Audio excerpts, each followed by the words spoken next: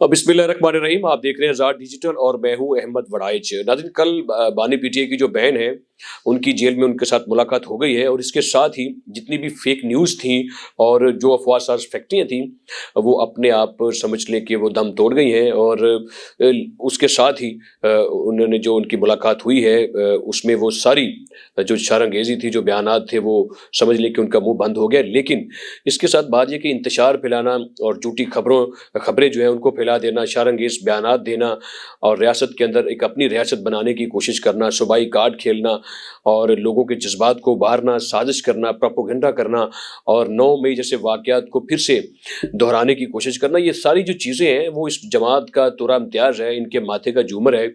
चाहे वो बानी खुद हों या उनकी बहनें हों या उनकी अहलिया हो या उनकी जमात हो, कुछ भी हो, वो बिना सोचे समझे कोई भी बयानात दे देते हैं और फिर उसको समझ लें कि साजिश का रूप धार कर उसको एक पूरा जो है वो स्कैंडलाइज किया जाता है और उसको फिर इस सातक ट्रेंड बनाने की कोशिश की जाती है। ये सारी चीज़ें रियासत मुखालिफ प्रोपेगेंडे में आती हैं, ये सारी चीज़ें जो हैं वो फेक न्यूज़ में आती हैं, ये रियासत से बगावत के ज़ुमरे में भी आती हैं। क्योंकि आर्टिकल 5 जो है वो रियासत पाकिस्तान का, आईन पाकिस्तान का, वो ये कहता है कि सबसे पहले जो कोई शायरी है, जो मेरा बाशिंदा है, शहरी है, उसको सबसे पहले मेरा वफादार होना होगा, मुझसे लायल होना होगा। लिहाजा ये लोग अपनी रियासत के साथ, अपने मुल्क के साथ ना वफादार है, ना ये लायल हैं। यही वजह है कि कोई खबर भी जो छोटी सी खबर होती है उसके ऊपर ये बहुत बड़ा ववेला करते हैं। अब यह कि मुलाकात तो हो गई और इन्होंने जो बयानात दिए थे वो भी समझ लें कि इन्होंने बैठकर जो दिए। अब सवाल कुछ मासूमाना से सवाल है कि अब उन बयानात का क्या बनेगा कि जो बानी की बहनें जो हैं, जिस तरीके से उन्होंने यहाँ बैठकर इंडियन मीडिया चैनल्स को इंटरव्यूज दिए, जो वो इंडियन चैनल्स उन लोगों को इंटरव्यू दिए जो रियासत पाकिस्तान के पहले दिन से दुश्मन हैं, पहले दिन से मुखालिफ हैं। यानी कि दुश्मन की गोद में जाकर बैठकर आपने इंटरव्यूज दे के रियासत पाकिस्तान के खिलाफ आपने जो दिए, उनका अब क्या कौन जिम्मेदार है उनका, और आपने किसको खुश करने की खातर वो सारे इंटरव्यूज दिए और जो बातें की, जो रियासत पाकिस्तान के खिलाफ बातें की, जो इदारों के खिलाफ बातें की और जो गवर्नमेंट ऑफ पाकिस्तान के खिलाफ जो बातें की, जो झूठे खुद साख्ता और बेईमानी के साथ, जालसाजी के साथ, हालातों वाक़यात से हटकर और कानूनी लाज को, जेल लाज को ना समझते हुए जो भी बयानात आपने दिए, वो बताइए अब उनका जिम्मेदार कौन है? जो जहर उगला गया, जो जहर आलूद बातें की गई, उनका जिम्मेदार कौन है? अब मेरा एक और मासूमाना सवाल है कि साजिश करके मुल्क में खाना जंगी करवाने के लिए जो सूबाई कार्ड खेला गया, अब उसका जिम्मेदार कौन है?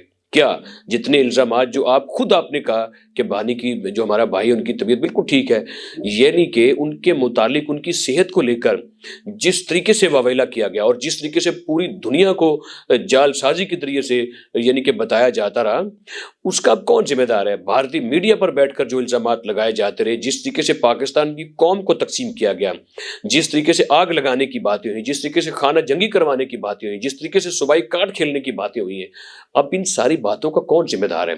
इन सवालात का जवाब कौन देगा? अगर खुदा न खास्ता हालात खराब हो जाते तो इसका फिर कौन जिम्मेदार होता? अब जबकि एक प्रपोजिशन थी कि बानी की तबीयत ठीक है, आपने नॉर्मली बाहर आके कह दिया कि वो बिल्कुल ठीक है। अब ये बताइए कि आप अपनी जो आपने इल्जामात लगाए इदारों के ऊपर या मुल्क के ऊपर या गवर्नमेंट के ऊपर या मुल्क के हालात को कशीदा करने की कोशिश की, अब बताइए आप क्या उसके ऊपर माफ़ी मांगेंगे? आप ये अच्छी तरह जानते हैं कि पहले रियासत पाकिस्तान जो है वो एक नाजुक दौर से गुजर रही है और मुल्क के जो हालात हैं वो दहशतगर्दी की तरफ बढ़े हैं। 25% इजाफा हुआ है खैबर पख्तूनख्वा में पिछले साल की निस्बत इस साल दहशतगर्दी में, जहाँ पर आपका सूबा, आपकी हरारकी, आपका सीएम, आपकी जमात, आपकी गवर्नमेंट जो है खैबर पख्तूनख्वा की मुकम्मल तौर पर नाकाम हुई है। बस आप सियासी इंजीनियरिंग करने के, साजिशें करने के, झूठ बोलने के, बहतान लगाने के, दुश्मन तरादी करने के और प्रोपेगेंडा करने के, ये काम करने की आप पहले दिन से माहिर हैं। लेकिन रियासत अब इस चीज़ की मुतहम्मिल नहीं हो सकती। ये मुमकिन नहीं है कि फिर से 9 मई करने की आपको इजाज़त दी जाए और रियासती कवानीन को बालाए ताक रखते हुए अपने हाथ में लेकर रियासत के ऊपर चढ़ दौड़ने की आपको इजाज़त दे दी जाए। वो वक्त गुजर चुका है। लिहाजा आपको अब ये सोचना होगा कि आप अपने मुल्क के साथ खड़े हैं, रियासत के साथ खड़े हैं या नहीं खड़े हैं। मुल्क में जितनी प्रॉक्सीज हो रही हैं पख्तूनख्वा में और बलूचिस्तान में, उनका बराह रास्त ताल्लुक काबुल के साथ है और काबुल दिल्ली की गोद में बैठा है। हम आपसे बार बार ये दरख्वास्त करते हैं कि पेशावर को काबुल या दिल्ली की गोद में नहीं बल्कि इस्लामाबाद की गोद में बैठना चाहिए। چاہیے۔ اور اس کے علاوہ اگر آپ دیکھیں کہ جیل کے لاز کیا کہتے ہیں، دیکھیں جیل جو ہوتی ہے وہ قیدیوں کے لیے ہوتی ہے، وہ مجرموں کے لیے ہوتی ہے، وہ سزا کے لیے ہوتی ہے، وہ جزا کے لیے نہیں ہوتی۔ وہ کوئی پکنک پوائنٹ نہیں ہے جہاں پر آپ کے جو بھائی ہیں ان کو وہاں پر کوئی جلسہ جلوس کرنے کی اجازت دی جائے، یا وہاں پر کوئی کیبنٹ جو روم بنا دیا جائے کہ خیبر کے جب مرضی سی ایم جائیں اور جا کر وہ بانی سے جیل میں کوئی کیبنٹ روم بنا ہو جہاں پر جا کر بیٹھ کر وہ بانی سے ڈسکشن کریں اور صوبے کے حالات کو چلایا جائے۔ ایسا ہرگز نہیں ہے۔ آپ جیل لاز کے مطابق ہی آپ کو قیدیوں کی طرح ہی رہنا ہوگا۔ اگر آپ جیل لاز کے مطابق نہیں چل سکتے، ریاستی قوانین کے مطابق نہیں چل سکتے، تو یہ آپ کے اپنے بیانیے کی نفی ہے کہ آپ کے قائد، آپ کے لیڈر بانی عمران خان ہمیشہ یہ کہتے رہے کہ جو تگڑے لوگ ہوتے تھے وہ قانون کو پھاڑ دیتے تھے اور غریب عام لوگوں کے لیے قانون بنا تھا، اشرافیہ کے لیے قانون نہیں بنا ہے۔